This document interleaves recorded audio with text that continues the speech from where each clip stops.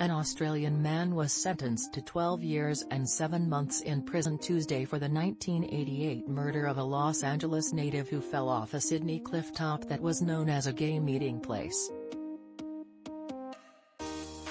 The death of mathematician Scott Johnson was initially called a suicide, but his family pressed for further investigation.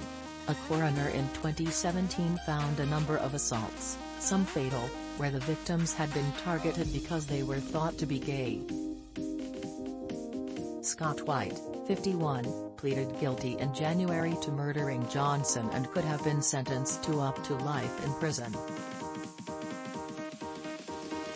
Justice Helen Wilson said she did not find beyond reasonable doubt that the murder was an anti-gay hate crime, an aggravating factor that would have led to a longer sentence.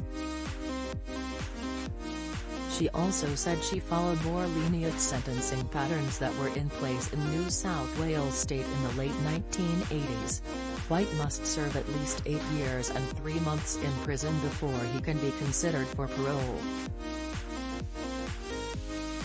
White was 18 and homeless when he met Johnson, a 27-year-old Caltech graduate living and studying in Australia, at a bar in suburban Manly in December 1988 and went with him to a nearby clifftop at North Head.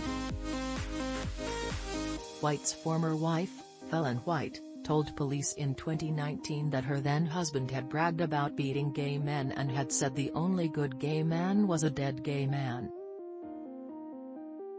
She told the court Monday that her husband had said Johnson had run off the cliff. Scott White told police that he was himself gay and frightened that his homophobic brother would find out. Wilson said it was not possible to draw any conclusions beyond a reasonable doubt about what had happened at the clifftop. The offender hit Dr. Johnson, causing him to stumble backwards and leave the cliff edge, Wilson said. In those seconds when he must have realized what was happening to him. It was a terrible death. Wilson did not accept the defense lawyer's argument that Helen White had been motivated to report her ex-husband to police by a reward.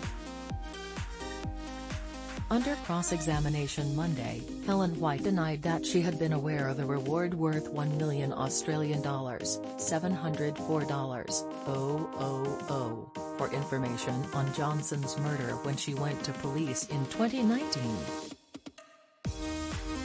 She said she became aware of the reward only when the victim's brother, Steve Johnson, doubled the sum in 2020.